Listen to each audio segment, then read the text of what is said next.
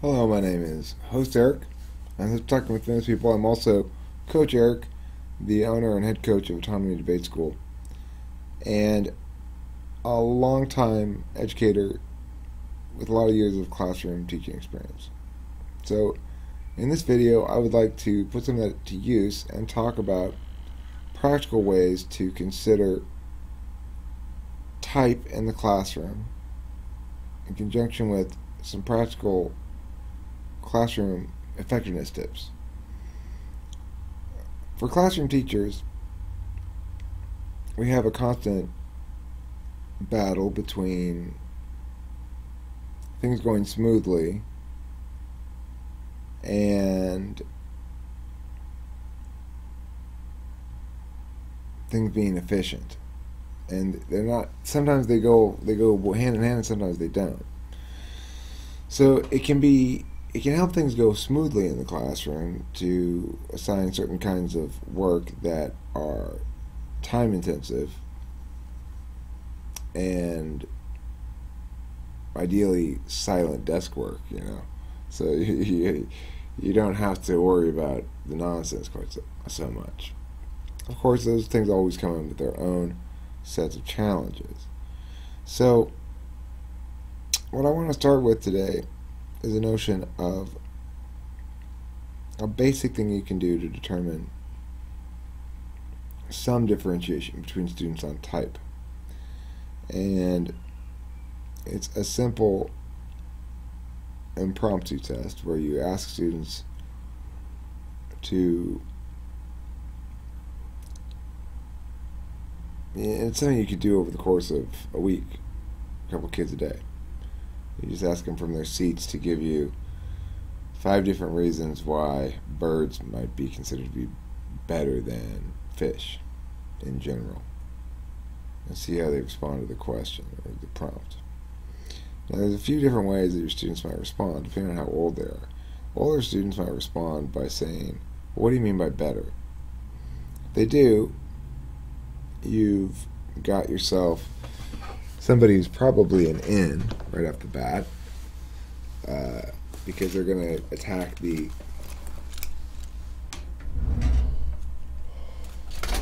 looseness of the framework, possibly a T, maybe not though, hard to say. But that alone could be deceptive. You just indicate that it's up to them to define it however they want.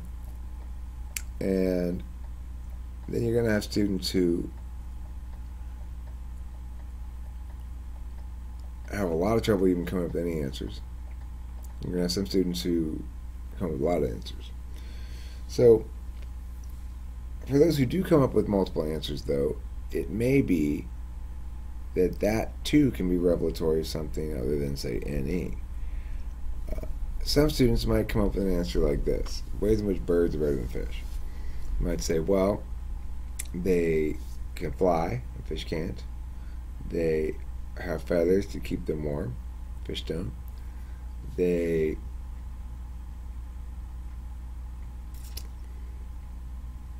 have a relationship with their children, fish don't. They eat insects. I don't know. Let's say you come up with those 3 reasons. The thing about those 3 reasons is they're all in the same framework. So you're saying, well, these are ways in which you're comparing the animals against each other as species. Hello, Rongerol.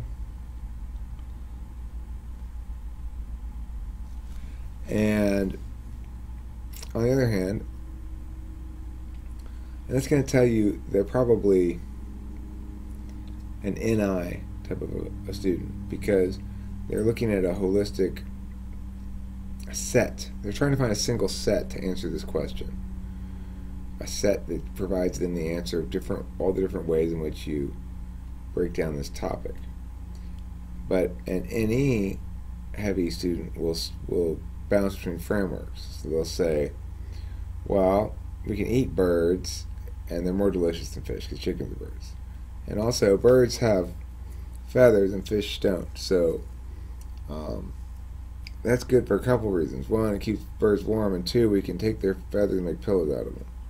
You can't make pillows out of fish scales. And 3, birds are better because people can use them to deliver carrier pigeon messages or something. So in that instance, you're looking at a diverse range of possible ways of looking at it. They didn't find all the ways within a given set. They picked and chose ways from different sets. So that's one way you can tell what kind of intuition a student has, or at least get some good guidance on it. Another simple clue in that same setup is if students are really frozen up there, like I have no idea what to say, then you can't necessarily draw any firm conclusions right away, because some types will display a lot less capability than they have, and INTPs come to mind. So at first, then later on they'll figure it out and they'll put it together and do their thing. If you get somebody who keeps talking and talking and talking, and you could apparently continue talking indefinitely without, it doesn't matter what the time limit was. If you say give a 10-minute speech on this, they would just keep talking for 10 minutes, no problem. If you get that, they're one of a couple of types. And it depends somewhat on how they're talking. So if they're doing it pretty well and coming up with lots of changes and twists and turns and ways to make it different than it was 5 seconds ago, there's a decent chance they're an ENTP. But you could be looking at an ESTP. However, that will be much more concrete, and there'll be fewer leaps and jumps from topic to divergent thing.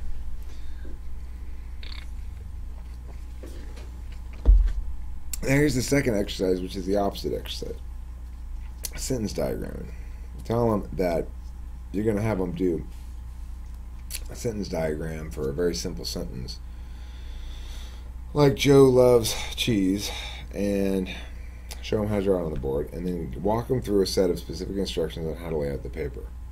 We'll do verbal instructions like, first, fold the paper in half vertically, then fold it in half horizontally. Now make it flat again, and you got 4 squares. And the first square, write the sentence on this line. And you walk them through this whole process, right? Make sure you use cursive.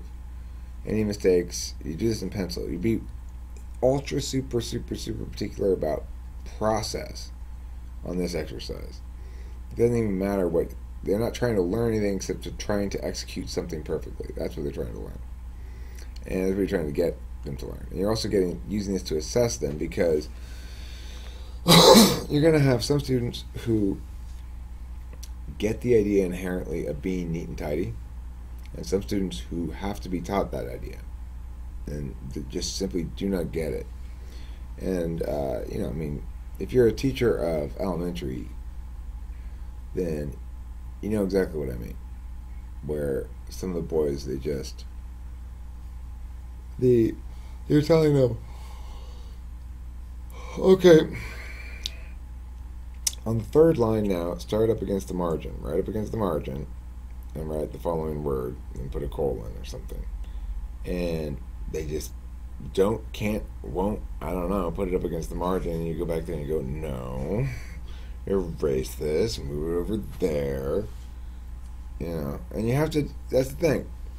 When you want to do an exercise like this, you want to do it no compromise, whatever the exercise is. Have those vectors defined. This is Eric's advice to classroom teachers, Tron Gerald, by the way. I'll finish this up in a second and we can talk about whatever you want. Hi, explicit. And anyway, so classroom teachers, as I was indicating, do all these exercises, whatever they are that you're doing, do it no compromise. In other words, only make demands about those vectors that you can enforce 100%, and don't make demands about any of the other vectors. So say, okay, look, I don't care whatever else happens. This one, I need you guys working independently and silently. And I need this thing done. And then whatever else they do, let them do it. You know? Or you might go, okay, this one I need you guys to do blah, blah, blah, and blah, blah. So for the sentence diagramming one, the point is, I need you guys to follow directions and be as neat and precise in execution as possible. Because interestingly, it's something that helps people a lot, people like me. I didn't get that until I was taught to teach it that way as an adult. I never had gotten anybody enforce those sort of things. It was always like, oh, Eric, you're so clever. You don't have to do it. You don't need to worry about that. We're going to play right into your bullshit, Eric. We're just going to play right into it. That's going to help you a lot. No, it didn't help me a lot. So, anyhow, the last thing I wanted to say as we move into this new school year for any classroom teachers or other educators who might be watching this video at some point and thinking about things I said is I really think it's important that we explain the metacognitive stuff to the students. So if I'm doing a grammar exercise, I mean, I don't really do classroom teaching anymore because I mostly only just do coaching now, but if I were going to do a grammar exercise, I would explain to them, in this exercise, we are practicing framing an experience such that you are prioritizing being neat and tidy and presentational stuff. Now, what I want to make sure you guys understand, students, is that this is one way of working I need to introduce you to. And I am not saying that you ought always work like this. I'm not saying that this is a preferable way to work. I'm saying you need to understand that there are different frames and different approaches to producing work product that one can act within.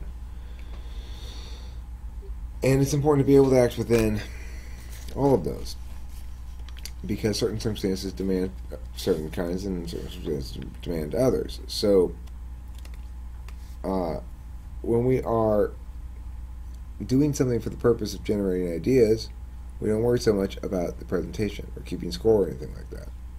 When we are practicing a skill, or if we're practicing discourse or something, we don't worry so much about keeping score and metrics and stuff like that, because it's not the sort of data that you can use to evaluate, to make meaningful teaching decisions. Instead, we save that kind of data gathering for closed systems learning, because that's where it's most meaningful. When you see the student has, how many times am I going to drop this thing? When you see the student has demonstrated a capability of successfully identifying something or executing a principle or something within a given closed system, such that they get the right answer within the closed system, and before they were unable to do so, you can be confident you've accomplished something. It's very concrete. And I would hope that we all, as we go into the new school year, remember that these individual human beings that fill our classes, their time is valuable, number one, that they ought to have more autonomy than they currently do in the status quo, number two, and lastly, that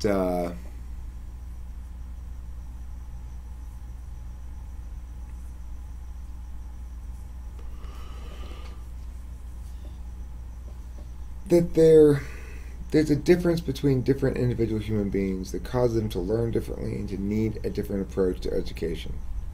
To the best of our ability as educators, let's try to individuate what we're doing, and let's try to actualize the individual human beings who fill our classes.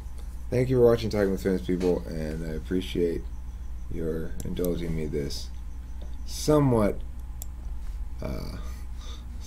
scoldy sounding little lecture kind of thing. Anyway, thank you for your indulgence.